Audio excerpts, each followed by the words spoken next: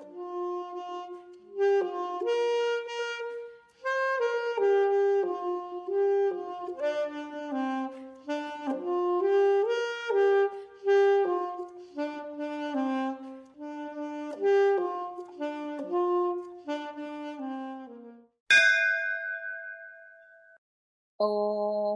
శుక్లాం భరధరం విష్ణుం శశివర్ణం చతుర్భుజం ప్రసన్నవదనం ధ్యాయేత్ సర్వవిఘ్నోపశాంతయే అని స్వామివారి నమస్కారం చేసుకుని మనము మన ధ్రువోపాఖ్యానాన్ని ఇప్పుడు తత్వంగా అర్థం చేసుకోవడానికి ప్రయత్నం చేస్తున్నాము. ధ్రువోపాఖ్యానము అన్న పాత్రలో పెట్టి మనకు తత్వాన్ని మన వ్యాసుల వారు అందించారు.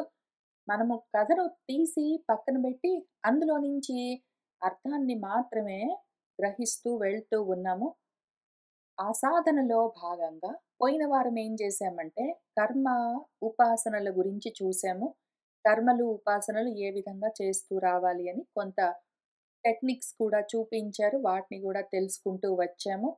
అయితే ఇంత చేస్తే తప్పకుండా వస్తుంది, అనుమానం లేదు, అసంశయము అనుకుంటూ వస్తూ ఉన్నాం కదా. మనం ఈ విధంగా కర్మోపాసనలు చేస్తే కూడా ప్రాపంచికంగా ఇహంలో పరంలో అంటే ఇక్కడి నుంచి బ్రహ్మలోకం దాకా ఏదైనా సరే మనం కావాలనుకున్నవన్నీ కోరుకున్నవన్నీ సాధించుకోవచ్చు. ఈ ఇహంలో ఉన్నంత వరకు, ఈ దేహంతో ఉన్నంత వరకు మనకి ఏ కోరికలు ఉన్నాయో అవి తీరుతాయి. ఏదో గొప్ప పదవులు కావాలి, ఉద్యోగాలు కావాలి, సీట్లు కావాలి, లేకపోతే పిల్లలు కావాలి, ఇళ్ళు కావాలి, కార్లు కావాలని అవన్నీ తీరుతాయి. లేదా ఒకవేళ తర్వాత నా దేహం పడిపోయిన తర్వాత నాకు గొప్ప గతులు కావాలి, గొప్ప స్థితులు కావాలి, నాకు గొప్ప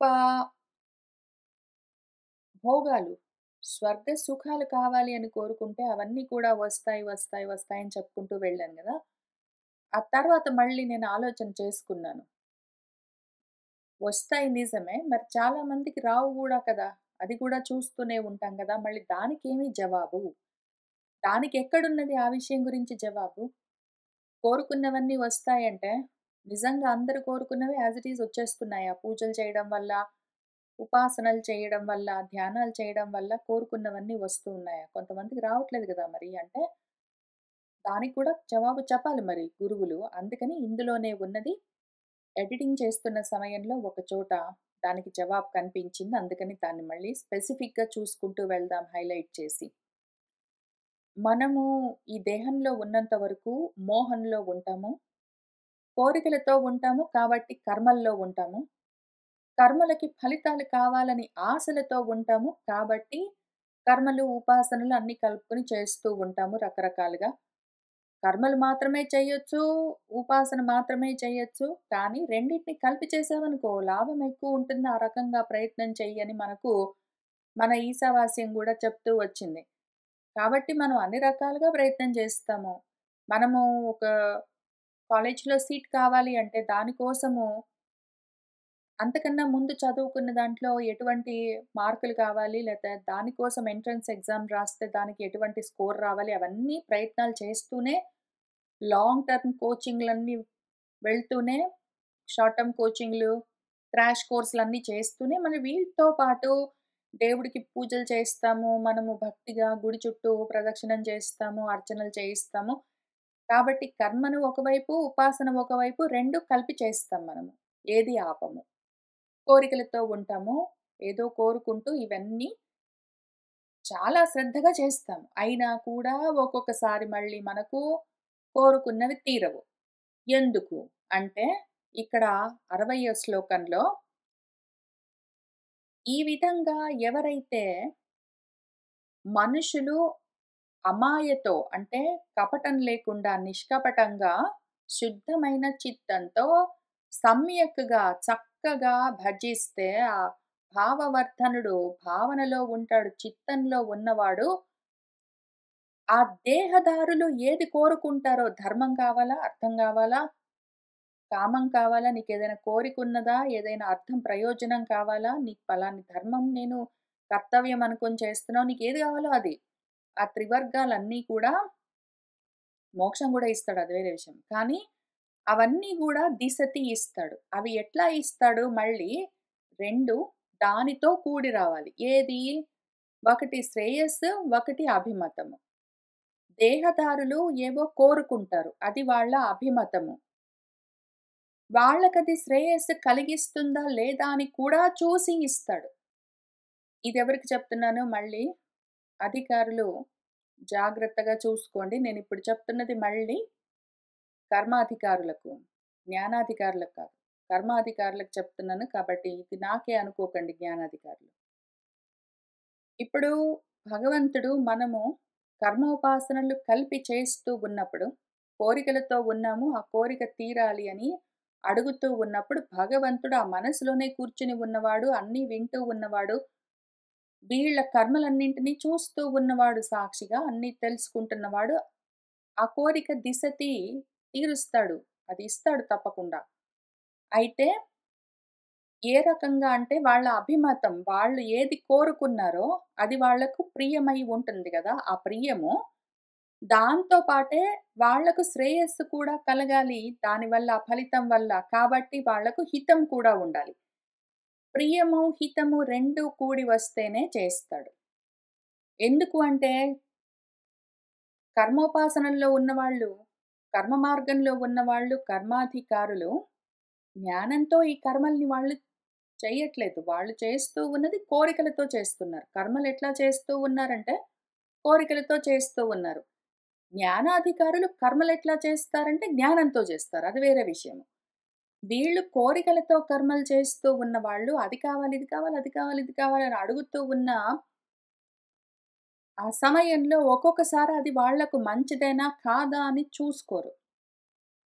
అటువంటప్పుడు వాళ్ళు కోరుకున్నది వాళ్లకు హితం కూడా కలిగించేదైతే భగవంతుడు ఆ కోరికను తప్పకుండా తీరుస్తాడు. ఒక్కొక్కసారి వాళ్ళు కోరుకున్న కోరిక వాళ్లకు అహితమైనదైతే, లాంగ్ టర్మ్‌లో వాళ్ళకి అంత హితం కలిగించేది కాకపోతే ఆ కోరిక నెరవేర్చడు.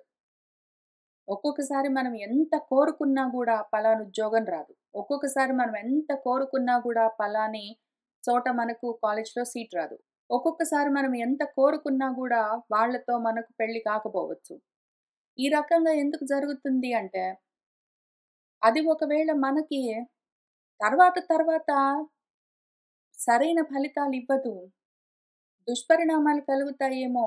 లేదా అంతకన్నా మంచిది ఇంకేదైనా రావాల్సి ఉన్నదో ఏమో! 2 ఒకటి ఈ కోరిక తీర్చడం వల్ల మనకు దానివల్ల లాంగర్ టర్మ్ తర్వాత ఫ్యూచర్‌లో ప్రాబ్లమ్స్ ఒస్తాయనుకుంటే అది తీర్చడు.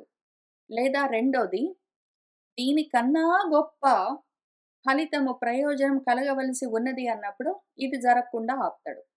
ఈ రకంగా అభిమతమైతే మనకుంటుంది గానీ, మన శ్రేయస్సు మనకు తెలియనప్పుడు, మన అభిమతము మనకు శ్రేయస్కరమా అని చూసి ఆ 2 కలిపి దిశతి ఇస్తాడు. అందుకని దిశతిని మధ్యలో పెట్టారు మన వ్యాసుల వారు. నువ్వు కోరుకోని ఇష్టమొచ్చినవన్నీ ధర్మాది కోరికలన్నింటిని అయితే వాటిలో నీకేది మంచిదో అది చూసి నువ్వు కోరుకున్న వాటిలో వాటిని నీకు ఆయన ప్రదానం చేస్తాడు అని ఇక్కడ మనకు కర్మోపాసనల్ని పూర్తి చేస్తూ ఫలితంగా చెప్తూ ఉన్నారు మన గురువులు. అందుకని ఎప్పుడైనా మనకి అనుమానమొస్తే, ఇంత కోరుకుంటున్నాను, ఇంత ప్రార్థిస్తున్నాను, ఇన్ని పూజలు చేస్తున్నాను, ఇంత ప్రయత్నం చేసుకుంటున్నాను. నా ప్రయత్న లోపం ఏమీ లేదు గదా! ఎందుకు నాకు భగవంతుడి అనుగ్రహం కలగట్లేదు? నా కోరికెందుకు తీరట్లేదు అంటే, బహుశః ఇంతకన్నా గొప్పగా ఇంకేదైనా జరగవలసి ఉన్నదో, లేదా ఒకవేళ ఈ కోరిక తీరితే నీకు నష్టం కలుగుతుందో, ఈ 2 కారణాల్లో ఏదైనా 1 గాని, 2 గాని ఉంటే, అటువంటప్పుడు ఆ కోరిక బహుశః తీరకపోవచ్చు. తర్వాత నిదానంగా తెలియొచ్చు. ఒక్కొక్కసారి మనము అదే పనిగా నాకు కావాలి, కావాలి, కావాలి, కావాలి, కావాలి, కావాలని కోరుకుంటే, నీకది శ్రేయస్కరం కాదు అని తెలిస్తే భగవంతుడు అది నీకు ఇవ్వకుండా ఊరుకున్నప్పుడు, అయినా సరే కావాలని అదే పనిగా నీకు పూజలు చేస్తాను, నీకు ప్రదక్షిణలు చేస్తాను, మెట్లెక్కుతాను, దానాలు చేస్తాను, ధర్మాలు చేస్తాను, ఏమైనా చేస్తాను, నాకు కావాలని అదే పనిగా కోరుకుంటే, ఇంక ఒకవేళ వాళ్ళకంతగా కోరిక ఉంటే ఇస్తాను అని ఆ తపస్సుకి అంత తపిస్తే ఇస్తాడు భగవంతుడు. తర్వాత కొన్నాళ్ళకది మనకి పనికి రాకపోవచ్చు. అయ్యయ్యో! అంత కోరుకున్నాను. ఇప్పుడు దాని గురించి నాకర్థమైంది. నాకసలు ఇంట్రెస్ట్ లేదు దాని గురించి అని అనిపించొచ్చు. ఈలోగా కొంతకాలము వృధాగా వ్యర్థమైపోతుంది. ఒక్కొక్కసారి అట్లా కూడా జరుగుతుంది. కాబట్టి ఇవన్నీ మనసులో పెట్టుకుని మనము కర్మోపాసన మార్గంలోకి వెళ్ళవలసి ఉంటుంది. ఒకవేళ జ్ఞాన మార్గంలోకి వెళ్ళామంటే ఇంకొకళ్ళు చెప్పవలసిన అవసరం లేదు. కర్మల్ని మనం ధర్మంగా చేస్తూ వెళ్తాం. కోరికలుండవు కాబట్టి. జ్ఞానంతో కలుపుకొని కర్మలు చేస్తాము. కోరికలతో కలుపుకొని కాదు గాబట్టి, ఈ ప్రశ్న గూడా రాదు. నేనింత అడిగితే నాకెందుకు రావట్లేదు? ఇంతగా కోరుకుంటున్నా గూడా నా కోరిక ఎందుకు తీరట్లేదన్న ప్రశ్న జ్ఞాన మార్గంలో ఉన్న వాళ్ళకి ఇంక రాదు. కాబట్టి దానికది జవాబు. ఇంకా ఇక్కడి నుంచి మనము తర్వాత ఏం జరుగుతుంది? కర్మోపాసనల్లో ఇన్నాళ్లుగా ఉండగా తర్వాత ఏం జరుగుతుంది అని చూసుకుంటూ వెళ్దాము. ఇంతవరకు మనము కర్మలు, ఉపాసనలు చేస్తూ వస్తే సరే కోరికలు తీరాయా? మనకు శ్రేయస్సు కలిగిందా? అంతటితో మన కోరికలు ఆగాయా? లేవా? అని మనం చూసుకుంటూనే వెళ్తూ ఉంటాం ఎట్లా అయినా గూడా. అయితే కోరికలు తీరాయా? తీరలేదా?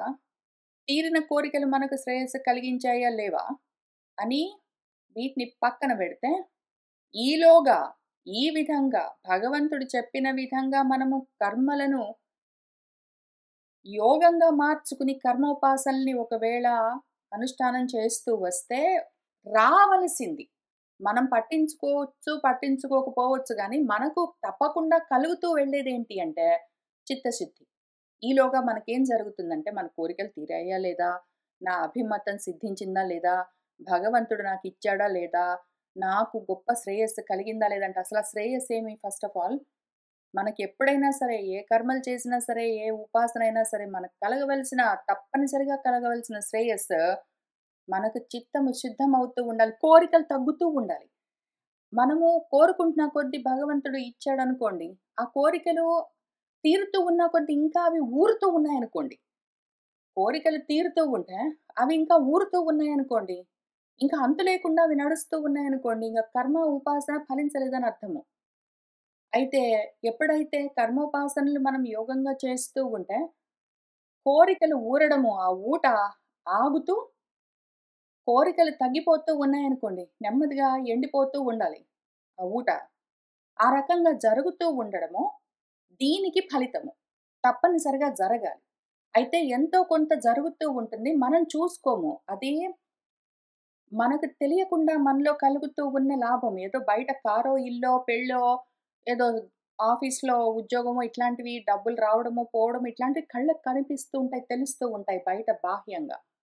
లోపల ఆంతరంగికంగా జరుగుతున్నది మార్పు, మనసులో కోరికలు తగ్గుతూ ఉండడము, చిత్తము నిష్కల్మషమవుతూ ఉండడము, మనసులో దయ పెరుగుతూ ఉండడము, అందరి పట్ల మైత్రీ భావన కలుగుతూ ఉండడము, ఇటువంటివేవున్నాయో అవన్నీ లోపల జరుగుతూ ఉన్నాయి. ఒక్కొక్కసారి తెలియొచ్చు, తెలియకపోవచ్చు. ముఖ్యంగా వీటన్నింటికి అంతర్లీనంగా అండర్ కరెంట్ లాగా మనలో జ్ఞానం పెరుగుతూ ఉంటుంది. మనం చూసుకోవాలి. ఆగి చూసుకుంటే బాగుంటుంది. ఇన్నాళ్లుగా మనము కర్మని యోగంగా చేస్తూ ఉంటే, నాలో జ్ఞానం ఎంతగా పెరుగుతూ ఉన్నది అని ఒకవేళ మనము ఆగి చూసుకుంటే, మనకు తెలుస్తుంది. లోపల కర్మ అన్న ఊట ఊరడం ఆగిపోయి, ఆ ఊట ఎండిపోతూ ఉంటే, అదే సమయంలో జ్ఞానమన్న ఊట ఊరుతూ ఉంటుంది లోపల ఫౌంటైన్ లాగా.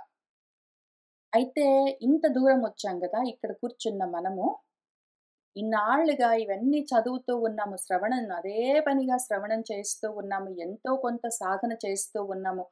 కర్మలను ఆశలు తగ్గించుకుంటూ, కోరికలు తగ్గించుకుంటూ ఎంతో కొంత చేస్తూ వస్తూ ఉన్నాము. ప్రయత్నం మీద అందరితో సుహృద్భావనతో ఇనీషియల్‌గా ఉన్నా గూడా కోపాలు తగ్గించుకొని, ఇప్పుడు నేచురల్‌గా, నార్మల్‌గానే అట్లా ఉంటూ ఉన్నాము. ఈ మార్పులు మనలో కలుగుతూ ఉన్నాయి. సహజంగానే సంతోషంగా ఉంటూ ఉన్నాము అని మనకు తెలుస్తూ ఉంటే ఆగి ఆలోచించుకోవాలి. మనలో జరుగుతూ ఉన్న మార్పులని మనం తెలుసుకోవాలి. మనకు ఇక్కడి దాకా వచ్చేసరికి ఇక్కడుంటాము. మనకు జ్ఞానం కలుగుతూ ఉంటుంది. ఇక్కడి నుంచి కొన్ని శ్లోకాలున్నాయి. ఒక 10, 15 శ్లోకాలు పైగా ఉంటాయి. ఆ శ్లోకాల్లో చెప్తూ ఉన్న జ్ఞానము మనలో నిజంగా కలిగిందా లేదా అని చూసుకోండి. ఆశ్చర్యమనిపిస్తుంది. ఇంతటి జ్ఞానం మనలో ఆల్రెడీ ఉన్నది. కర్మలని మనము ధర్మంగా చేస్తూ వెళ్తూ ఉన్నందుకు మనలో కలిగిన శ్రేయస్సు, మనకు కలిగిన గొప్ప లాభము, ప్రయోజనము ఇదే. మనలో జ్ఞానం ఊటలాగా ఊరుతూ ఉంటుంది. ఎంతటి జ్ఞానము ఏ విధంగా ఉంటుంది అని ఈ స్థితికొచ్చేసరికి మనలో ఎటువంటి జ్ఞానం కలుగుతుంది శ్రవణం వల్ల అని చూపిస్తున్నారు. మనం చూసుకుంటూ వెళ్దాము. ఆ సాధకుడు ఈ స్థితిలో ఒకానొక సమయంలో ఆగి తనలో ఎటువంటి జ్ఞానం కలిగింది, ఆ జ్ఞానదేహము ఎంతగా వృద్ధి చెందింది అని చూసుకుంటే ఇంతవరకు వచ్చాను అని తెలుస్తుంది. అది ఎటువంటిదో చదువుకుంటూ వెళ్దాము. ఇక్కడ ధ్రువుడు అన్న సాధకుడు. ఇక్కడ దేహమే ధ్రువము అన్న స్థితి నుంచి అక్కడ ఆత్మ ధ్రువము అన్న స్థితికి ప్రయాణం మొదలుపెట్టినవాడు. ఆ ప్రస్థానంలో ఉన్నవాడు, ఆ సాధకుడు తనలో కలుగుతూ ఉన్న మార్పులు, దానికి కారణమైన జ్ఞానము ఏమి అని చూసుకుంటున్నాడు. అవి చూద్దాము. యః అంతఃప్రవిశ్య మమ వాచం ఇమాం ప్రసుప్తాం సంజీవయతి అఖిల శక్తిధరః స్వధామ్నా అన్యాన్శ్చ హస్తచరణ శ్రవణ త్వక్ ఆదీన్ ప్రాణాన్ నమః భగవతే పురుషాయ తుభ్యం. అన్నింటికి భగవంతుడే కారణము అని ముందు తెలుస్తుంది. అంతకన్నా ముందు అజ్ఞానంలో పూర్తిగా ఉన్నంత వరకు అసలు ఈ కర్మోపాసనల కన్నా, అసలు కర్మల్ని యోగంగా చేయడం ప్రారంభించకన్నా ముందు అంతా నేనే, అంతా నా వల్లే అని. ఆ తర్వాత కర్మల్ని యోగంగా చేస్తూ ఉన్నప్పుడు నెమ్మదిగా అహంకారాన్ని, నేను కర్తను అన్న భావాన్ని తగ్గించుకుంటూ వెళ్తాం గదా! ఆ సమయంలో అంతకన్నా ముందు నేనే కర్తను, అన్నింటికి నేనే కారణము అన్న ఆ అభిమానం ఒకటి ఎప్పుడూ ఉంటుంది వెన్నంటి కర్మలకి. అయితే ఇప్పుడు ఈ స్థితికొచ్చేసరికి ముందు మనకు కలిగే జ్ఞానమేమి అంటే, కర్తను నేనుగాను, నా వల్ల జరగట్లేదు, చేసేవాడొకడున్నాడు అని తెలుస్తుంటుంది. అసలు ఇవంతా ఎక్కడి నుంచొస్తున్నాయని తెలుస్తుంటుంది. ఎవరైతే అంతఃప్రవిశ్య అన్ని దేహాల్లోకి ప్రవేశించి, నా దేహంలోకి కూడా ప్రవేశించి, మమ వాచం ఇమాం నా వాక్కులు అంతవరకు ప్రసుప్తంగా గాఢ నిద్రలో ఉన్న, నిద్రాణంగా ఉన్న నా వాక్కులను ఎవరైతే సంజీవయతి మేల్కొల్పుతాడో, ఇంతవరకు ఆ వాక్కులు, ఆ జ్ఞానము నాలో పూర్తిగా నిద్రాణంగా ఉన్నది, సుప్తమై. అయితే ఇప్పుడిప్పుడే కొత్తగా నాలో ఆ జ్ఞానపు వాక్కులు మేల్కొంటూ ఉన్నాయి. అది ఎవరి వల్ల? పైగా అసలు ఈ దేహము నేను ధరించినప్పుడు గూడా నాలో వాక్కులను ఎవరు మేల్కొల్పాడు? ఆ అఖిల శక్తిధరుడున్నాడు. సమస్తమైన శక్తులను ధరించిన వాడున్నాడు. ఆయన తన స్వధామ్న ఎట్లా ధరిస్తాడు అన్ని శక్తులను అంటే తన ధామము, ధామం అంటే ప్రకాశము. జ్ఞాన ప్రకాశంతో అఖిల శక్తులను ధరించిన వాడున్నాడు. వాడి వల్లే ఈ వాక్కులన్నీ వస్తూ ఉన్నాయి అని ముందు తెలుస్తుంది. ఆ జ్ఞాన ప్రకాశము, దాని యొక్క శక్తి ఇదంతా. పైగా వాక్కులొక్కటే కాదు, అన్యాన్శ్చ వేరేవి గూడా ప్రతిది ఏదైనా సరే నేను మాట్లాడుతున్నానంటే, నేను వింటున్నానంటే, ఏదైనా పట్టుకుంటున్నాను నా చేతులతో అంటే, నా కాళ్ళెక్కడికైనా నడుస్తున్నాయి అంటే, నా చెవులు శ్రవణాలు పనిచేస్తున్నాయి, త్వక్కు చర్మము ఆదిగా ఉన్నవి ఏవైనా సరే కదిలి మేల్కొని పని చేస్తూ ఉన్నాయంటే, ఆ చైతన్యం ఎక్కడి నుంచొచ్చింది? వాటికి ఆ శక్తి ఎక్కడి నుంచొచ్చింది? ఆ అఖిల శక్తిధరుడు ఒకడున్నాడు వాడి వల్ల. అసలు నాలో ప్రాణాలన్నీ కదులుతున్నాయంటే ఎవరి వల్ల?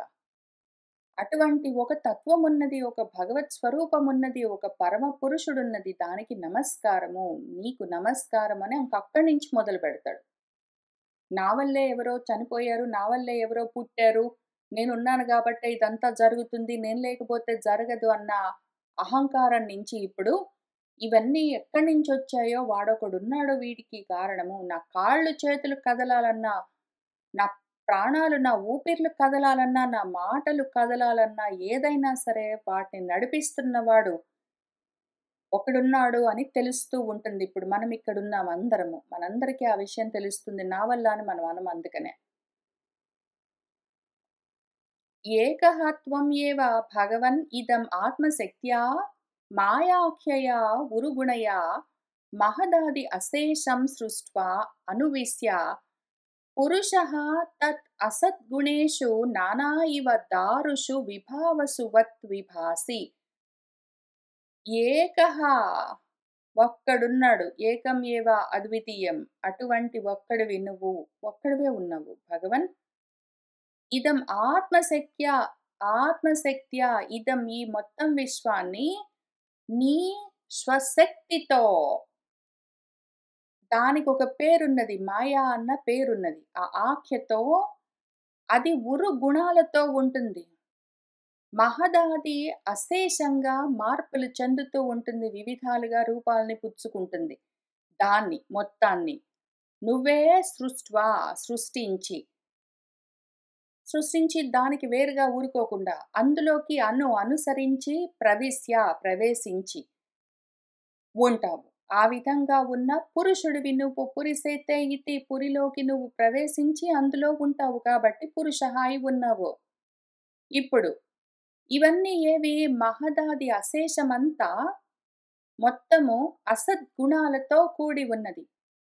వాటిలో నువ్వు నానా ఇవ అనేకంగా ఏదో ఒక విభావసు అగ్ని రకరకాల చెక్కల్లో ఎన్నో రూపాలు తీసుకుని వేరుగా కనిపించినట్టు ఈ మొత్తం దేహాల్లో నువ్వు ప్రవేశించి ఆత్మ చైతన్యంగా వేరు రూపాలు ధరించి ఉంటావు అని మనకు తెలుస్తూనే ఉంటుంది. ఆత్మ అంతా ఒక్కటి, అన్ని రూపాల్లో ఉన్నది. అదే ఉన్నది. ఆ ఆత్మ చైతన్యము అంతటా ప్రకాశిస్తున్నది. అన్ని రూపాల్లో నుంచి బయటపడుతూ ఉన్నది. ఆ రూపాల్లో అది ఉండడం చేత రూపాలు కదులుతూ ఉన్నాయని మనకు తెలుస్తూనే ఉన్నది.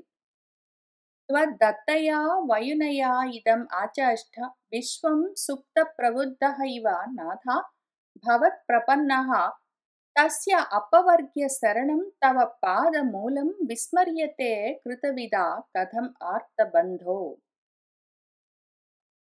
ఎవరైతే ఒకడున్నాడనుకో, భవత్ప్రపన్నః నిన్ను పొందాడనుకో, ఆత్మను పొందిన వాడికి ఏముంటుంది? ఆత్మ జ్ఞానం ఉంటుంది. వయున అంటే జ్ఞానము.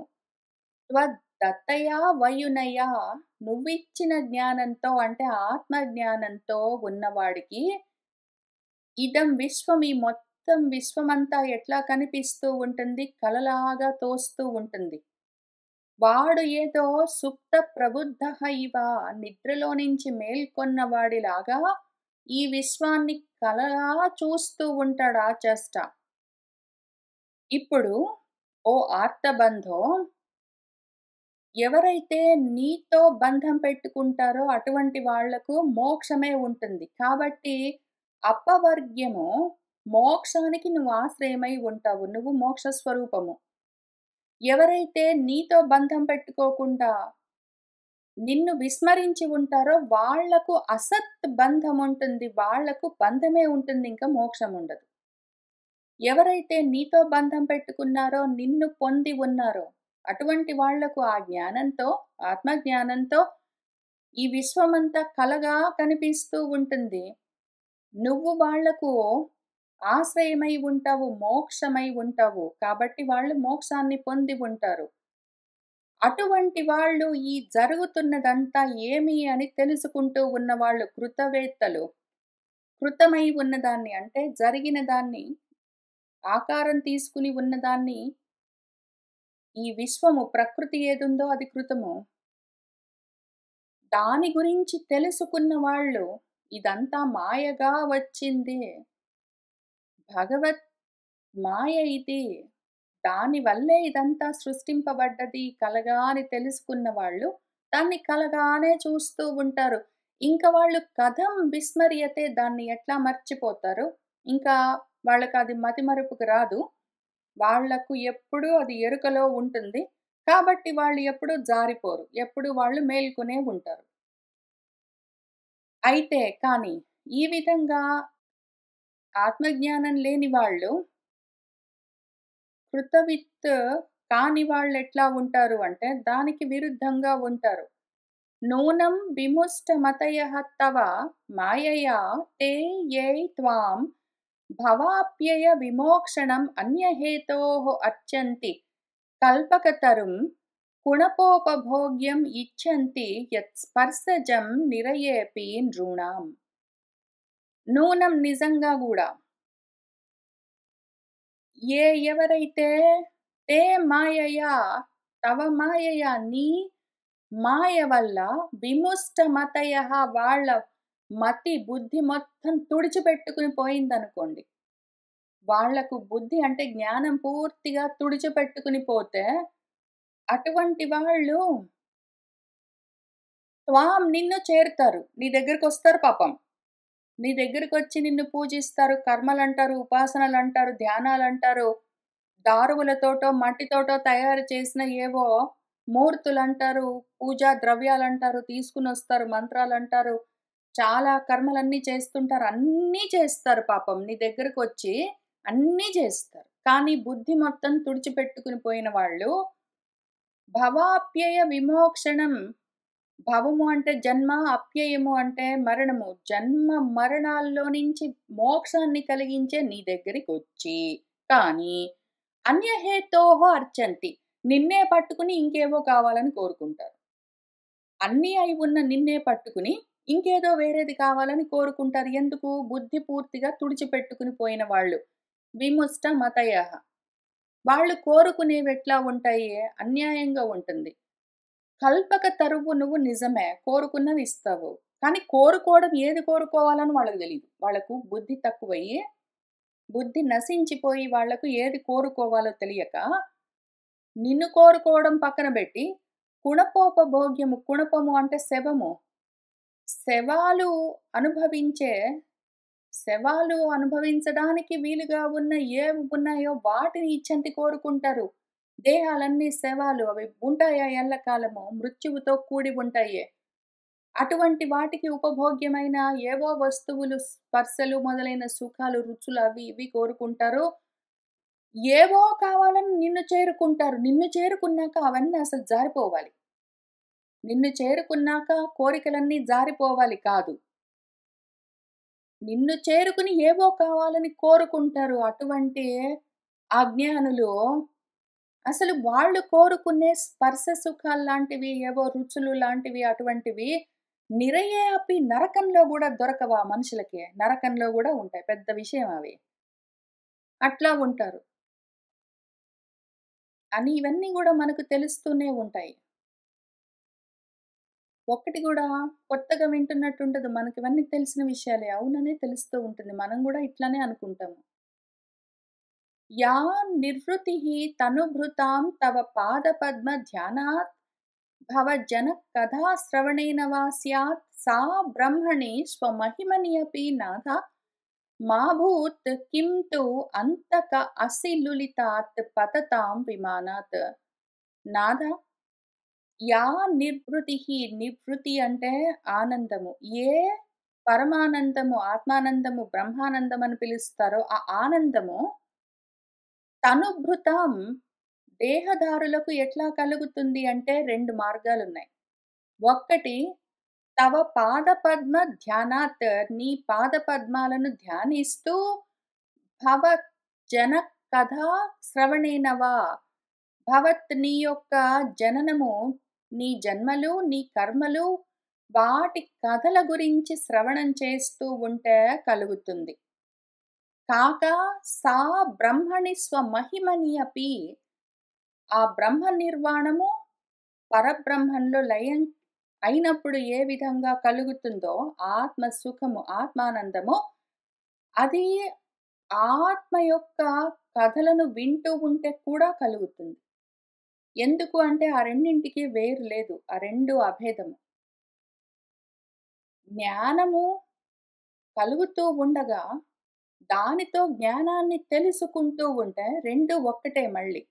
ఏదో దీపపు ప్రకాశాన్ని బట్టి దీపం ఎక్కడుందని తెలుసుకున్నట్టే, జ్ఞానపు ప్రకాశాన్ని బట్టి జ్ఞానాన్ని కనుక్కున్నట్టే, ఆత్మ చైతన్యాన్ని బట్టి ఆత్మను పొందినట్టే, ఆత్మ యొక్క కథలన్నీ వింటూ ఆత్మనే పొందుతాము. ఆ 2 ఒక్కటే.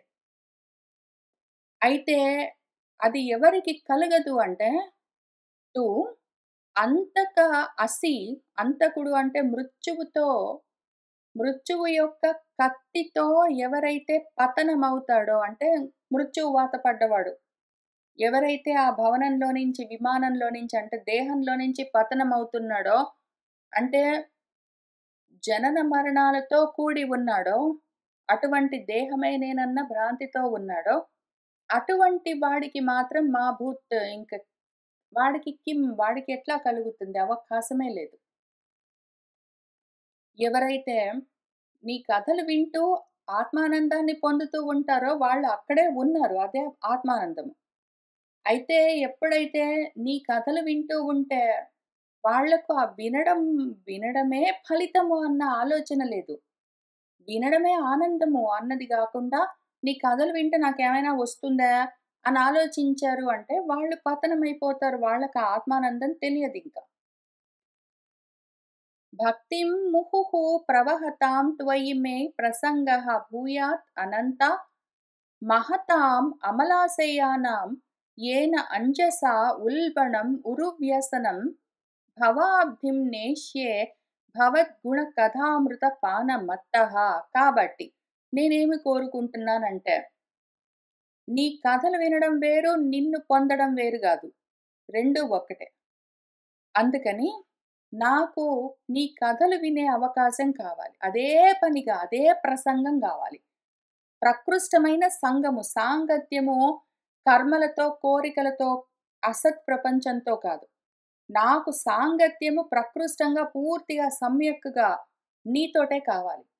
కాబట్టి నాకెట్లా ఉండాలి అంటే, ముహుహు మాటి మాటికి త్వయి నీ యొక్క భక్తి ప్రవాహంలోనే ప్రవహిస్తూ పోతూ ఉన్న వాళ్ళెవరున్నారో, ఆ మహాత్ములెవరున్నారో, అమల ఆశయానాం వాళ్లకు నిష్కల్మషమైన ఆశయము, కోరిక ఒక్కటే. నీతో కూడి ఉండడము, నీలో రమించడమన్న కోరిక ఒక్కటే బెట్టుకుని ఉన్న మహాత్ములుంటారు. ఆ మహాత్ములతో నాకు ప్రసంగము భూయాత్ కలగాలి. అది నా కోరిక. ఇప్పుడు నేనేం కనిపెట్టానంటే, మనం ఇంత దాకా వచ్చేసరికి మనమేం కనిపెడతామంటే జ్ఞానంతో, ఆత్మరతి అంటే పరబ్రహ్మంతో మనము రమించాలి అంటే, ఆ కథలు వినాలి. కథలు వింటూ ఉంటే ఆత్మానందం కలుగుతూ ఉంటుందని మనకు తెలుస్తూనే ఉన్నది. కథలు వింటూ ఉండాలంటే ఎట్లా వింటాము? ఎవరైనా మాట్లాడుకుంటూ ఉంటే, ఆ విషయం గురించి తెలిసిన వాళ్ళు మాట్లాడుకుంటూ ఉంటే వింటాము. కాబట్టి ఆ కథలు అదే పనిగా మాట్లాడుకుంటూ, వింటూ, స్వాధ్యాయం చేస్తూ, ప్రవచనం చేస్తూ ఉన్నవాళ్ళు చెప్పుకుంటూ, వింటూ అదే సుఖాన్ని, ఆనందాన్ని అనుభవిస్తూ ఉన్న వాళ్ళెవరున్నారో, వాళ్ళతో నాకు సాంగత్యం కలిగిందనుకో.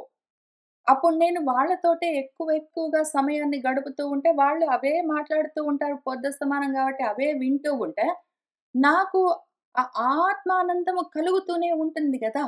అది నా ఆలోచన. అది నా ఆశ. అందుకని అటువంటి మహాత్ములు కావాలి నాకు. మళ్ళీ ఇదే విషయం మనము తైత్తరీయోపనిషత్తులో చూసుకున్నాము. నాకు బ్రహ్మచారులు కావాలి అని కోరుకునే మంత్రం ఒకటుంటుంది.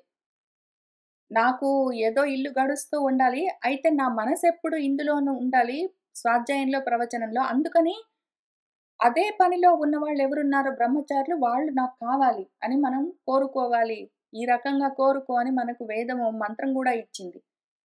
ఆ విధంగానే ఇక్కడ మన ధ్రువుడు కోరుకుంటున్నాడు. ఇక్కడ మన సాధకుడు అంత ధ్రువంగా ఇంతకుముందు దేహమే ధ్రువం అనుకున్నవాడు ఇప్పుడు ధ్రువపదం ఒకటున్నది నాకు భద్రకరమైనది. అది కావాలి ఆత్మ పదవి, బ్రహ్మ పదవి అని కోరుకుంటున్నవాడు ఏం చేస్తున్నాడు? ఆ కథలను వింటూ ఉంటే నిన్ను పొందడమే గదా! ఇంక దానికి దీనికి వేరు లేదు. అయితే ఆ కథలను చెప్పుకుంటూ ఉన్న వాళ్ళతో నాకు సాంగత్యం ఉన్నదనుకో, ఇంక అందులోనే ఉంటాను. నాకు ఆత్మానందము, ఆత్మరతి అక్కడ నిలబడి ఉంటుంది కాబట్టి, అదే కావాలి నాకు.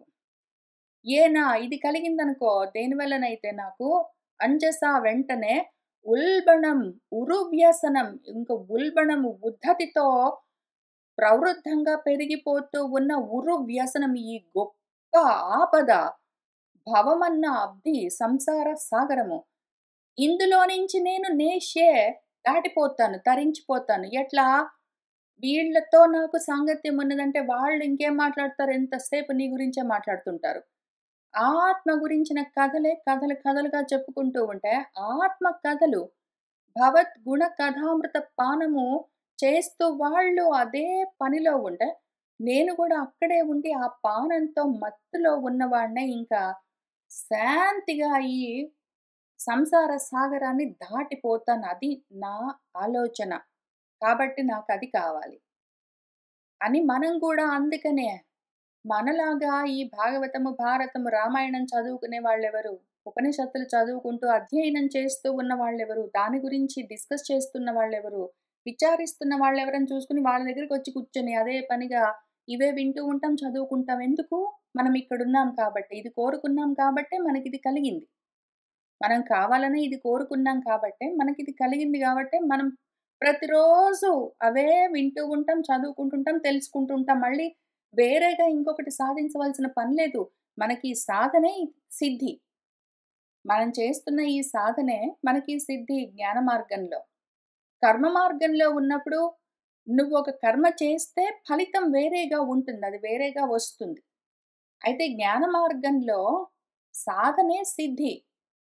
మనకు ఆ ఆత్మానందం కలుగుతూనే ఉన్నది ఇది చదువుతూ ఉండగానే. అందుకని కోరుకున్నాము, వచ్చి చేరి ఇక్కడ కూర్చున్నాము.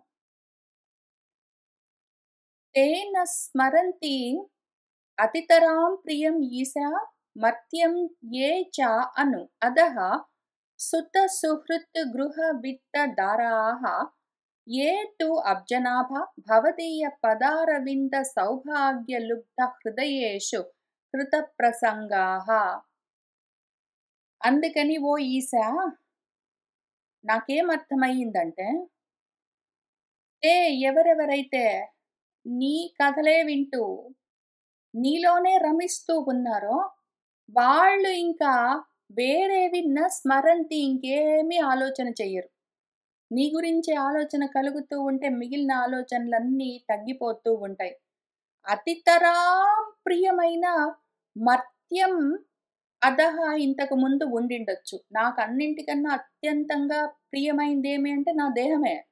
దాన్ని జూసుకుని మురిసిపోవడము, దానికేవేవో సేవలన్నీ జేయడము, దాన్ని ముద్దు ముద్దుగా మెయింటైన్ జేయడంతోటే మొత్తం బతుకంతా గడిచిపోయేది. దానికోసమే రకరకాల కర్మలు, దాని సుఖం కోసమే నా ప్రయత్నాలన్నీ ఉండేవి. కానీ ఎప్పుడైతే ఆత్మ సుఖము, ఆత్మరతి కలుగుతూ ఉన్నదో ఇంకప్పుడు అంతకన్నా ముందు అతితరాం ప్రియమైన ఈ మర్త్య దేహమేమున్నదో దాని మీద ఆలోచన తగ్గిపోతుంది. ఇంక వాళ్ళు స్మరంతి, వాటిని ఇంక గుర్తు చేసుకోరు.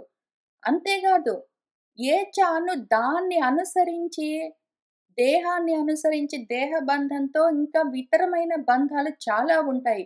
నా సుతలు, నా బిడ్డలు, నా సుహృత్తులు, నా గృహము, నా విత్తము, ధనము, నా దార, భార్యో, భర్తో ఇవన్నీ ఉంటాయి. వీటి గురించి గూడా ఇంకా ఆలోచన. మనస వాటి మీద మోహము, ఒకవేళ శారీరకంగా వాళ్ళతో కలిసి ఉండడము జరుగుతూ ఉంటే గూడా, మనస వాళ్ళ మీద మోహము తొలగిపోతుంది. వాళ్ళని గూడా ఆత్మస్వరూపంగానే చూడ్డము పెరుగుతూ ఉంటుంది. ఎందుకంటే ఆత్మరతిలో ఉన్న వాళ్ళకి అది ఆటోమేటిక్‌గా జరుగుతూ ఉన్న లక్షణము.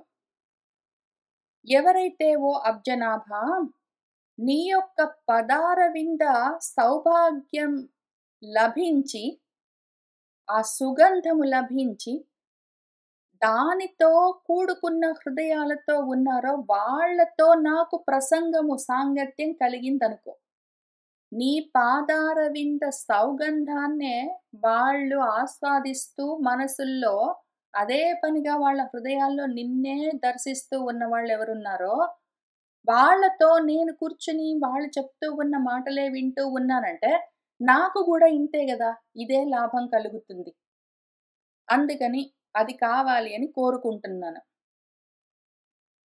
తిర్యక్, నగ, ద్విజ, సరీసృప, దేవ, దైత్య, మర్త్యాదిభిః పరిచితం సదసద్విశేషం రూపం స్థవిష్టం అజా తే మహదాది అనేకం నా అతఃపరం పరమా వేద్మి నయత్ర వాదః. ఓ పరమా, ఓ అజ్జా, జన్మలేనివాడా, నేనేం కోరుకుంటున్నానంటే తిర్యక్కులు పశువులు, నగములు చెట్లు, ద్విజములు పక్షులు, సరీసృపాలు భూమి మీద పాకుతూ వెళ్ళేవి, దేవతలు, దైత్యులు, మర్త్యులు, మనుషులు అని ఈ రకంగా ఓహో పరిచితం, పరిపరి విధాలుగా విశేషంగా చిత్తము వ్యాపించబడి ఉన్న ఈ మొత్తము రాశీభూతమై ఉన్న చిత్తము అంటే చిత్తి అంటే రాశి. ఈ మొత్తం కుప్ప. దేవతలు, దైత్యులు, మనుషులు, పశువులు, పక్షులు, చెట్లు అవి ఇవి అని మొత్తం ఒక రాశిగా కుప్పగా పోసి ఉన్న ఈ మొత్తం జగత్తంతా సత్ అసత్తుగా విశేషంగా వేరువేరుగా కనిపిస్తున్నది మొత్తము మహదాది అనేకమంతా మహత్తు దగ్గర నుంచి మొదలుపెట్టి పంచభూతాల దగ్గర నుంచి పాంచభౌతికమైన దేహాల వరకు అన్నీ కూడా రాశీభూతమైనవన్నీ కూడా అజ ఏ స్థవిష్టం రూపం, నీ స్థూల రూపం ఇదంతా. ఇదంతా శబ్ద బ్రహ్మము. అయితే అర్ధ బ్రహ్మము ఒకటున్నది. పరబ్రహ్మము, ఓ పరమా, ఆ పరము నాకు తెలియట్లేదు. ఇంతవరకు తెలుస్తున్నది. ప్రపంచం వరకు చూడగలుగుతున్నాను. ప్రపంచం కూడా నీ స్వరూపమని నేను చదువుకున్నాను. అది తెలుస్తూనే ఉన్నది. విషయం తెలుసు నాకు. ఆ మాటలు తెలుసు. మాటలకు అర్థం తెలుసు. కానీ అది నా భావనలోకి రావట్లేదు. ఇంత దూరం వచ్చానయ్యా! ఇంత దూరం వచ్చాను. ఇంత దూరం వచ్చాను. ఇంత శ్రవణం చేసి, ఇంత కర్మోపాసనలు కలుపుకుని నేను యోగంగా సాధన చేసి, సంపాదించుకున్న జ్ఞానము ఎంతవరకు తెచ్చి నన్ను నిలబెట్టింది అంటే నా ప్రస్థానం ఇంత దూరం వచ్చింది ఇప్పటికి. అంతా నువ్వే అని తెలుస్తుంది. కానీ తెలియట్లేదు. అంతా నువ్వే అని తెలుస్తుంది. కానీ తెలియట్లేదు. అది విషయము. ఇంతవరకు తెలుస్తున్నది. ఇదంతా నీ స్థూల రూపమని తెలుస్తున్నది. అతఃపరం నా ఇంగ తర్వాత తెలియట్లేదు. నా వేద్మి. ఏం చెయ్యాలి మరి? ఎక్కడైతే వాదహన ఇంక వాక్కులు ఆగిపోతాయో, ఎక్కడైతే వాక్కులు ఆగిపోతాయో ఆ తర్వాత నువ్వుంటావని చెప్తాయి వేదాలు. ఆ తైత్రీయోపనిషత్తు కూడా అదే చెప్పింది. అది కూడా చదువుకున్నాను. ఆ మాట తెలుస్తున్నది. యతో వాచో నివర్తంతే అని ఆ మంత్రం చదువుకున్నాను. నాకు విషయం తెలుసు. అంతవరకే తెలుస్తుందయ్యా. యాక్చువల్‌గా ఆ విషయం అనుభవంలోకి రావట్లేదు. అతఃపరం న వేద్మి. ఇంకేం చెయ్యాలిప్పుడు? నాకు మార్గం చూపించు. కల్పాంతే ఏతత్ అఖిలం జఠరేణ గృహ్ణన్ సేతే పుమాన్ స్వదృక్ అనంతసఖః తత్ అంకే యత్ నాభిసింధురుహ కాంచన లోకపద్మగర్భే ద్యుమాన్ భగవతే ప్రణతోస్మి తస్మై.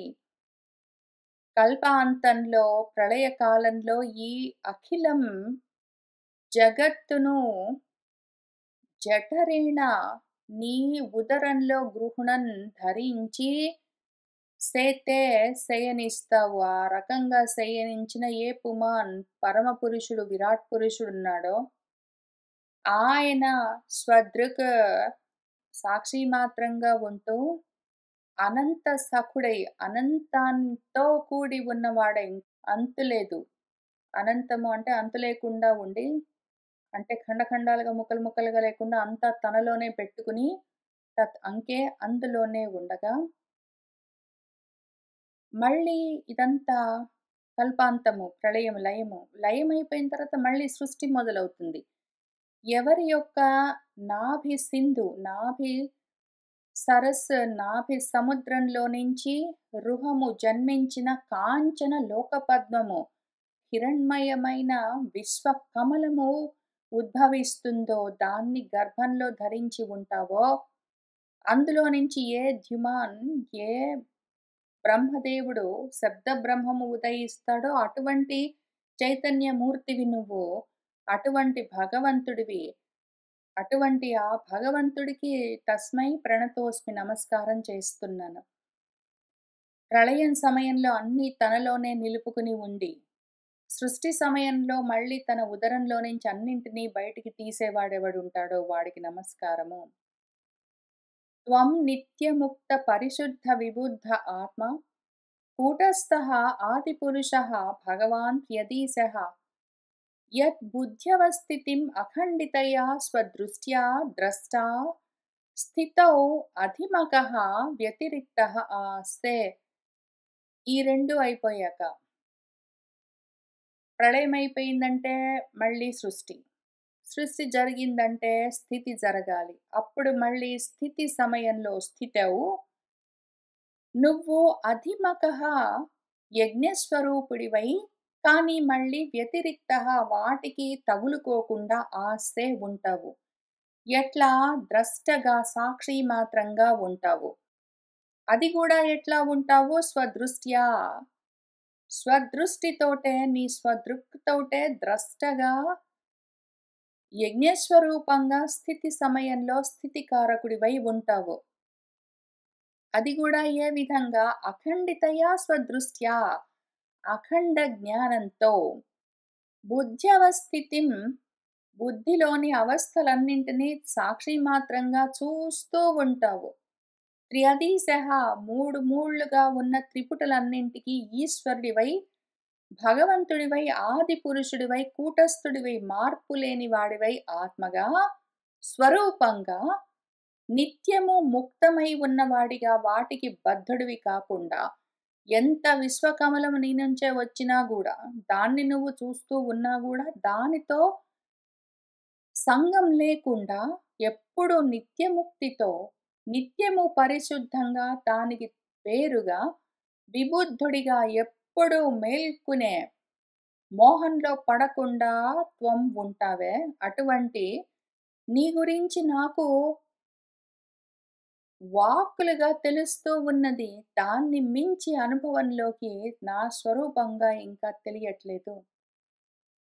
యస్మిన్ విరుద్ధ గతయః హి అనిసంపతంతి విద్యాదయః వివిధ శక్తయః ఆనుపూర్వ్యాత్ తత్ బ్రహ్మ విశ్వభవం ఏకం అనంతం ఆద్యం ఆనందమాత్రం అవికారం అహం ప్రపద్యే.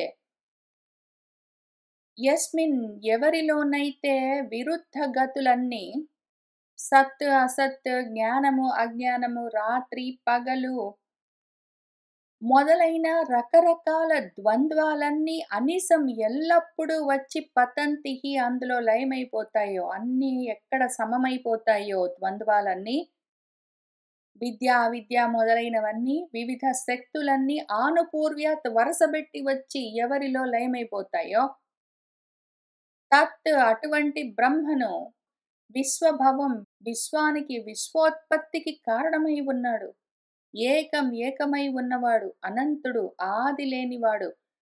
అనంతము అంటే అంతు లేదు, ఆది లేదు, అటువంటి వాడు. ఆనందమాత్రంగా చిన్మాత్రంగా ఉన్నవాడు, అవికారం ఏ వికారాలు లేనివాడు ఎవరున్నాడో అటువంటి పరబ్రహ్మాన్ని అహం నేను ప్రపద్యే చేరుకుంటున్నాను. వాడి గురించి ఇంకా తెలుసుకుంటూ ఉన్నాను. సత్యా ఆశిషః హి భగవన్ తవ పాదపద్మం ఆసీః తథా అనుభజతః పురుషార్థమూర్తేః అపి ఏవం ఆర్య భగవాన్ పరిపాతి దీనాన్ వాస్రా ఇవ వత్సకం అనుగ్రహ కాతరః అస్మాన్. భగవన్, ఓ భగవంతుడా, పురుషార్థమూర్తేః, పరమ పురుషార్థానికి స్వరూపమై ఉన్నవాడా, అటువంటి తవ నీ యొక్క పాద పద్మాలే గదా, అనుభజతః వాటిని అనుసరించి భజిస్తున్న వాళ్ళు, వాటిని చేరుకుంటున్న వాళ్లకు, ఆశిషః వాళ్ళు కోరుకునే కోరికలన్నింటికీ కూడా, సత్య ఆశీః సత్యమైన కోరిక, వాళ్ళు కోరుకునే కోరికలన్నింటిలోకి సత్యమైన కోరిక ఏమి? పరమ పురుషార్థమైన నువ్వే. చతుర్విధ పురుషార్థాల్లో ధర్మార్థ కామాలు పక్కన పెడితే, వాటి ద్వారా సాధించవలసిన మోక్షము అన్న పరమ పురుషార్థానికి నువ్వు సాకార రూపమై ఉండగా, అటువంటి నువ్వే కోరికలన్నింటికీ సత్యమైన కోరికవై ఉన్నావు. అపి ఏవం అయినా కూడా ఇదంతా నాకు తెలుసు. మొత్తం తెలుసు. రోజు చదువుకుంటాను. అటువంటి వాళ్ళ దగ్గరికే వచ్చి కూర్చొని, నా మార్గంలో, జ్ఞాన మార్గంలో ఉన్న వాళ్ళతో పాటే వచ్చి కూర్చొని వింటూనే ఉంటాను. చదువుకుంటూ ఉంటాను. చెప్తూ ఉంటాను. అయినా కూడా అపి ఏవం ఇంత తెలిసి కూడా మళ్ళీ నాకేదో కోరికుంటుంది. ఆ విధంగా ఉన్న దీనులెవరున్నారో వాళ్ళను ఓ ఆర్య భగవంతుడు తప్పకుండా పాలిస్తూ ఉంటాడు. కోరికలుంటాయి మరి. తీరుస్తూ ఉంటాడు. అది గూడా అభిమతం సరే గాని శ్రేయస్సు కూడా ఉండాలి. ప్రియము, హితము అయితే తీరుస్తూ ఉంటాడు.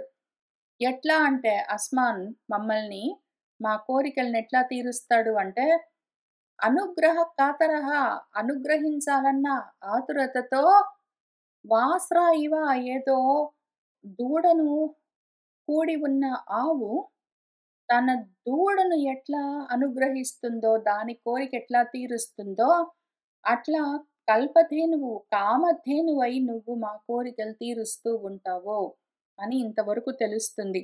మనం చదువుకున్న ఇన్ని శ్లోకాల్లో మన మనస్థితి గూడా ఇట్లానే ఉన్నది గదా! అని మనకనిపిస్తూ ఉంటుంది. ఎందుకు అంటే అక్కడికొచ్చాం మనము. మనం కూడా శ్రవణాలతో ఇంత దూరం వచ్చాము. మనం కూడా కర్మలను ఉపాసనలతో కలిపి యోగంగా మార్చుకుని చేస్తూ వస్తూ ఉన్నాం కాబట్టి మనం ఇంత దూరం వచ్చాం మనకు తెలుస్తూనే ఉంది. ఇంత దాకా వచ్చాం గాబట్టి ఇవన్నీ మనకు కూడా తెలుస్తున్నాయి. మన స్థితి అక్కడ ఉన్నది. జ్ఞానంతో ఉన్నాము. దాంతో పాటే మనకు వైరాగ్యం కూడా కలుగుతూ ఉన్నది. వైరాగ్యం మళ్ళీ వేరే విషయం గాదు. జ్ఞానము, వైరాగ్యము అంటాం మనము. జ్ఞానం వేరు, వైరాగ్యం వేరు గాదు. జ్ఞానం, వైరాగ్యం 2 ఒకటే. అయితే జ్ఞానానికి 2 వైపులు. జ్ఞాన వైరాగ్యాల్లో జ్ఞానము ఆత్మ జ్ఞానము. ఆత్మ గురించి తెలుస్తూ ఉండడము. మళ్ళీ దానికి అదే జ్ఞానానికి అవతల సైడు వైరాగ్యం ఉంటుంది. ఇది అనాత్మల గురించి తెలుస్తూ ఉంటుంది. వాటి మీద రతి తగ్గుతూ ఉంటుంది. ఆత్మ గురించి జ్ఞానం కలుగుతూ దానిపైన రతి పెరుగుతూ, కోరిక పెరుగుతూ ఉండడము జ్ఞానము. అనాత్మల గురించి తెలుస్తూ ఉండడము, వాటిపైన రతి తగ్గుతూ ఉండడము వైరాగ్యము. 2 జ్ఞానమే. 2 జ్ఞానానికి అటు ఇటు 2 వైపులా ఉన్నట్టుగా కనిపిస్తూ ఉంటుంది. కర్మోపాసనలు ఎట్లా 2 ఒక్కటే అయి ఉన్నాయో, కర్మే అయి ఉన్నదో, అట్లా జ్ఞాన వైరాగ్యాలు 2 జ్ఞానమే అయి ఉంటాయి. వైరాగ్యము అనాత్మల గురించి చెప్తూ వాటి గురించిన కోరికలు తగ్గిపోతూ ఉండేలా చేస్తూ ఉంటుంది. జ్ఞానము ఆత్మ గురించి జ్ఞానం పెరుగుతూ దానిపైన రుచి పెరుగుతూ ఉండేలా చేస్తూ ఉంటుంది. ఇప్పుడు మనకు పైన ఆత్మ గురించి తెలుస్తూ రతి పెరుగుతూ ఉండగా, ఇక్కడ మళ్ళీ అనాత్మల గురించి తెలుస్తూ వాటిపైన రతి తగ్గుతూ ఉండడం కూడా మనలో కలుగుతూ ఉంటుంది. దీన్ని గూడా మనం చూసుకుంటూనే వస్తూ ఉంటాము. 2 వేరువేరుగా జరగవు. జ్ఞాన వైరాగ్యాలు ఒకటేసారి జరుగుతూ ఉంటాయి. అది జరుగుతుంటుంది. మనకెట్లా తెలుస్తూ ఉంటుంది అంటే, సమాధినా న ఏక భవేన యత్ పదం విదుః సనందాదయః ఊర్ధ్వరేతసః మాసైః అహం షడ్భిః అముష్య పాదయోః ఛాయాం ఉపేత్య అపగతః పృథక్ మతిః. సమాధి స్థితి దాకా వెళ్ళి ఎందుకంటే కర్మోపాసనలు చేస్తూ ఉన్నప్పుడు మనము యమ, నియమ, ఆసన, ప్రాణాయామ, ప్రత్యాహార, ధారణ, ధ్యాన, సమాధి అని అవన్నీ గూడా చేస్తూ వస్తాము. ధ్యానమూర్తులిస్తారు, మనకు మంత్రాలిస్తారు. కర్మలెట్లా చెయ్యాలి, క్రియలు అవన్నీ చూపిస్తారు. అవన్నీ చేస్తూ వస్తే మనకు అటువంటి స్థితి మనసు భగవంతుడి పైన లగ్నం అవ్వడం అన్న స్థితి కలిగిన తర్వాత అక్కడి దాకా వెళ్ళామంటే ఒక్కొక్కసారి ఎప్పుడైనా మళ్ళీ కర్మల్లో ఉన్నాం, కోరికలతో ఉన్నాం కాబట్టి ఆశలు కలిగాయంటే పృథగ్మతి భేద బుద్ధితో భగవంతుడు వేరు,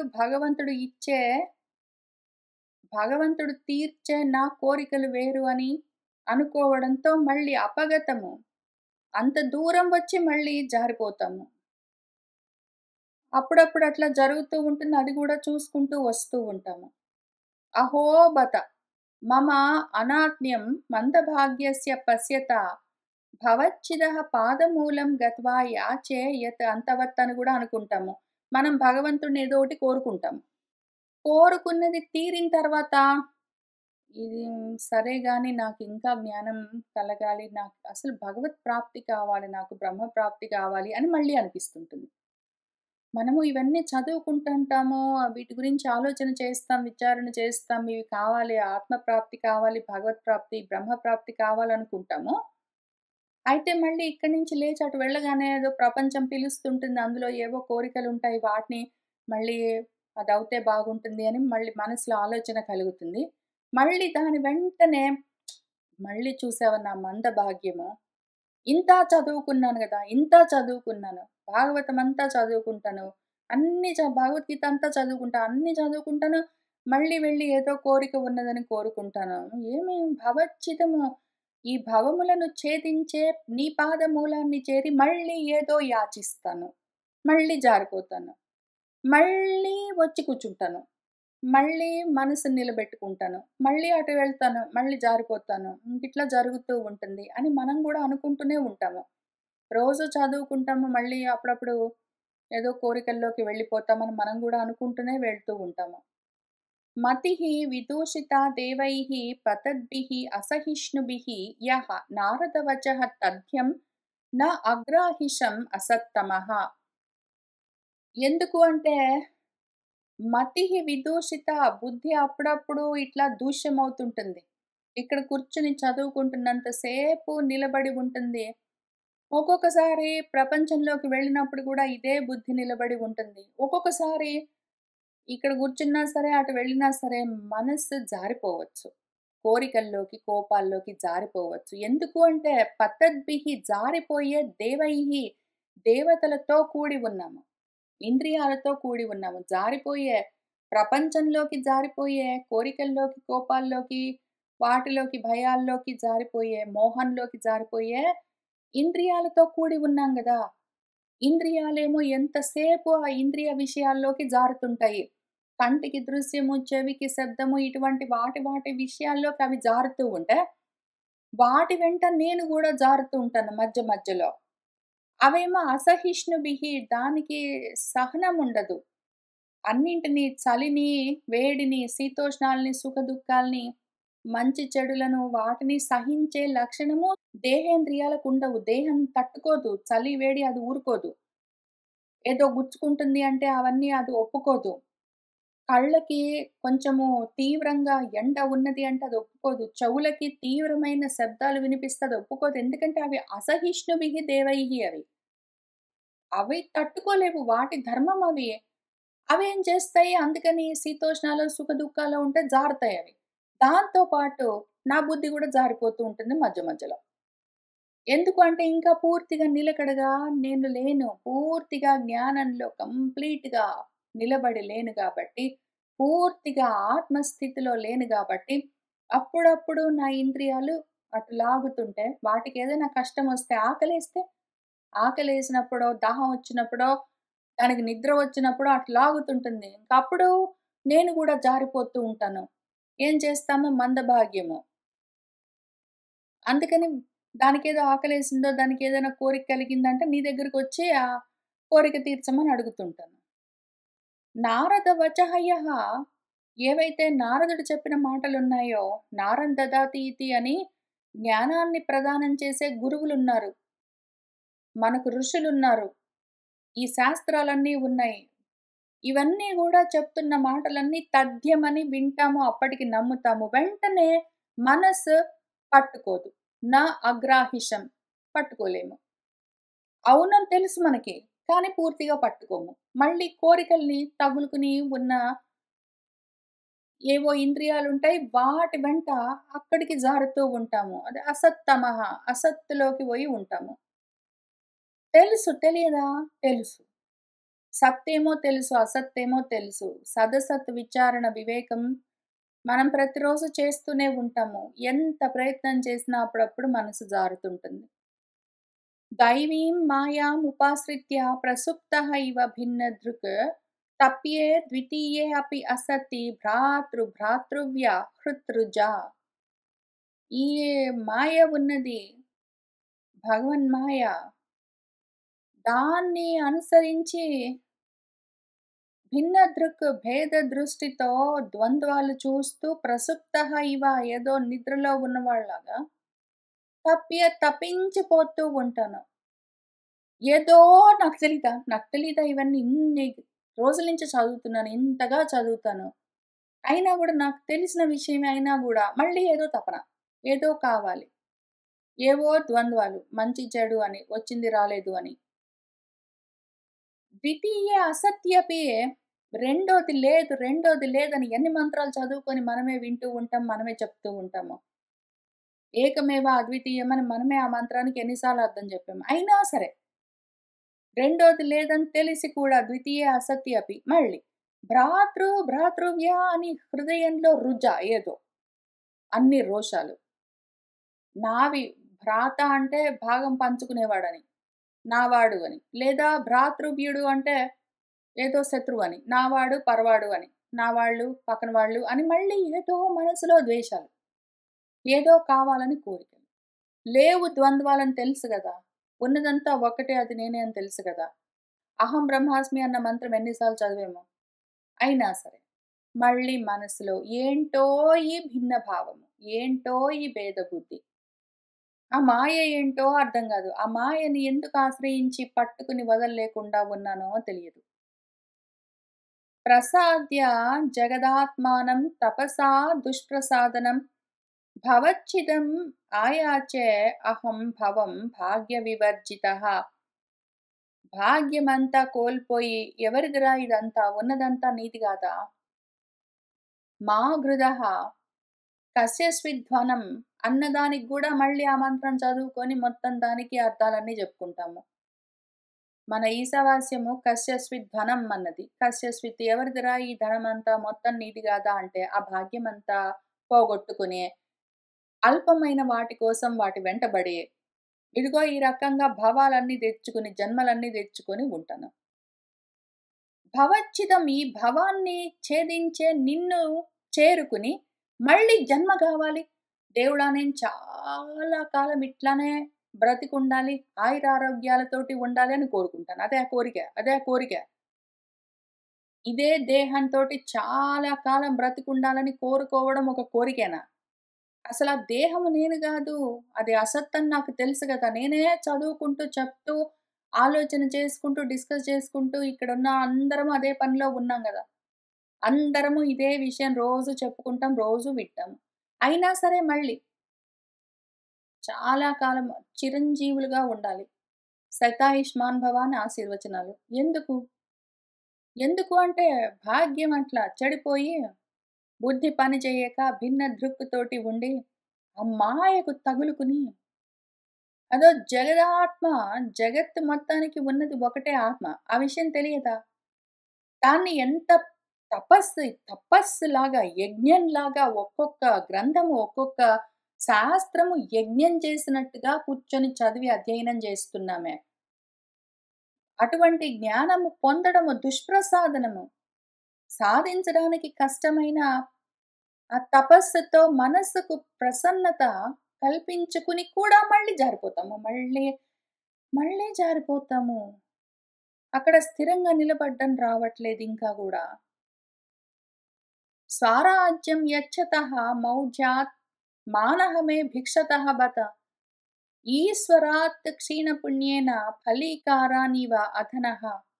స్వరాజ్యము ఆత్మ సామ్రాజ్యాన్ని ఆత్మస్థితినిచ్చే ఏ జ్ఞానమున్నదో దాన్ని చేరుకుని కూడా అటువంటి స్థితిని చేరి మళ్ళీ అదిగో మౌఢ్యంతో, మూర్ఖత్వంతో, అజ్ఞానంతో ఏదో అధనుడు, నిర్ధనుడు, ధనహీనుడు ఈశ్వరుడి దగ్గరికి వెళ్ళి ఫలీకారాన్ని ఏవో నూకల నిమ్మని అడిగినట్టు పుణ్యక్షయమై ఇట్లా ఉన్నాను నేను. భాగ్యం అంతా పోగొట్టుకుని ఇదిగో భిక్ష నాకదిస్తావా? నాకు ఇదిస్తావా? నాకు ఉద్యోగం ఇస్తావా? నాకు ప్రమోషన్ ఇస్తావా? డబ్బులిస్తావా? ఆరోగ్యం ఇస్తావా? ఎవరు ఇస్తావా? ఎవరిచ్చేది? అంతా నువ్వే గదా ఉన్నది. అదిగో ఈ భిక్ష అడుగుతూ తిరుగుతూ ఉంటాను. భాగ్యమంతా పోగొట్టుకుని నేనెవరన్న విషయం మర్చిపోయి. అని ఈ విషయాలు కూడా మనకు తెలుస్తూనే ఉంటాయి. మనం ప్రతిరోజు తిట్టుకుంటూ వెళ్తాం. ఒక్కొక్కసారి ఇట్లా జారిపోయినప్పుడల్లా ఏమో ఇట్లా చేస్తాము.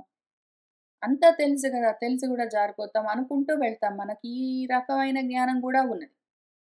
మనకు అనాత్మల గురించి జ్ఞానము అది వద్దు అన్న వైరాగ్యము ఉన్నది. ఆత్మ గురించిన జ్ఞానము ఉన్నది. అయితే కానీ అంతవరకే ఉన్నది. పూర్తిగా తెలియట్లేదు. మొత్తము మెలకువ రావట్లేదు. అది మన స్థితి. అక్కడి దాకా వచ్చి మనం ఎక్కడున్నామని చూసుకుంటే తర్వాత జరిగేదేమి అంటే మనస్సులో ఒక ఆలోచన కలుగుతుంది. దాన్ని 10వ అధ్యాయంలో మునులు అంటూ ఉన్నారు అని. మునులు అంటే మననాత్ మననం చేసేవాళ్ళు. మననము ఆలోచన మనసులో ఒక ఆలోచన కలుగుతుంది. ఆ ఆలోచన మనకు మార్గోపదేశం చేస్తుంది. అదేం చెప్తుందంటే, "ఔత్తానపాదే భగవాన్ తవ శార్ంగధన్వా దేవః క్షిణోతు అవనత ఆర్తిహరః విపక్షాన్ యత్ నామధేయం అభిధాయ నిశమ్య చ అథా లోకః అంజసా తరతి దుస్తరం అంగా మృత్యుం." ఓ ఔత్తానపాదే, ఉత్తానపాదుడి యొక్క పుత్రుడు ధ్రువుడు అని దానికి అర్థము. అయితే ఇక్కడ ఉత్తానపాదుడంటే ఎవరు? ఉత్తానము అంటే ఎక్కువగా లోతు లేనిది అని అర్థము.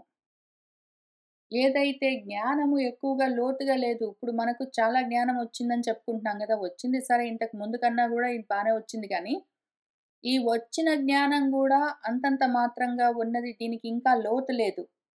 పూర్తిగా దాని అంతు దాకా మనకు తెలియట్లేదు. మొత్తము జ్ఞానము, ఆసాంతము సమ్యక్ జ్ఞానం ఇంకా కలగట్లేదు కాబట్టే మనము ఔత్తానపాదులమై ఉన్నాము. ఇప్పుడు అటువంటి వాళ్లకు ఆ జ్ఞానము ఇంకా విశాలమవ్వాలి. దాని లోతు తెలియాలి, వ్యాప్తి తెలియాలి. కాబట్టి మనకు కావాల్సిందేమి అంటే, మనలో ఆర్తులున్నాయి, తాపాలున్నాయి. వాటిని హరించే తత్వం ఒకటున్నది. నాలో విపక్షులు, శత్రువులున్నారు, అంతఃశత్రువులు.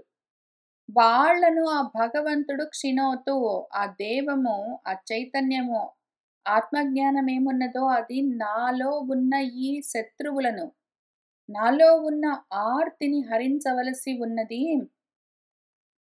నామధేయాన్ని నేను ఒకవేళ తెలుసుకుంటూ వెళ్తూ ఉంటే, అభిధాయ, నిశమ్య వింటూ వెళ్తూ ఉంటే, దాంతో అంజస వెంటనే ఈ లోకము దుస్తరము దాటరాని మృత్యువును గూడా తరతి దాటిపోతుందో అటువంటిది కావాలి అని మనసులో ఆలోచన కలుగుతుందిప్పుడు. ఇంతవరకు శ్రవణం చేశాము. శ్రవణం చేయడం వల్ల మనకు ఎంత జ్ఞానం కలిగిందో, ఎంత వైరాగ్యం కలిగిందో చూసుకున్నాము. ఇంకా శ్రవణం తర్వాత మననం కావాలి. మౌనంగా కూర్చొని మునులమై మనము మననం చేస్తేనే గాని, ఆ శ్రవణం చేసింది ఏమున్నదో అది అనుభవంలోకి రాదు. ఆ శ్రవణం చేసింది ఏదున్నదో అది అనుభవంలోకి రావడం కోసము మనము మౌనంగా మననము, ఆ తర్వాత నిధిధ్యాసనము మొదలుపెట్టవలసి ఉన్నది. ఆ ఆలోచన కలుగుతుంది మనకు. ఎప్పుడైతే మనము అందుకు సిద్ధమయ్యామో జ్ఞానతః, మనకు ఆ ఆలోచన కలుగుతుంది. అప్పుడు మళ్ళీ నెక్స్ట్ లెవెల్ జ్ఞానము, ఆత్మ జ్ఞానము మనకు ఉపదేశం కలుగుతుంది. దాన్ని మళ్ళీ 11వ అధ్యాయంలో చూపిస్తూ వచ్చారు మన వ్యాసుల వారు. మనము మళ్ళీ వచ్చే వారం కలిసి కూర్చొని ఇక్కడి నుంచి చదువుకుంటూ ముందుకు వెళ్దాం. ఇవాల్టికి ఇక్కడికి ఆపుతున్నాను. సర్వం శ్రీకృష్ణ పరబ్రహ్మ పాదారవిందార్పణమస్తు.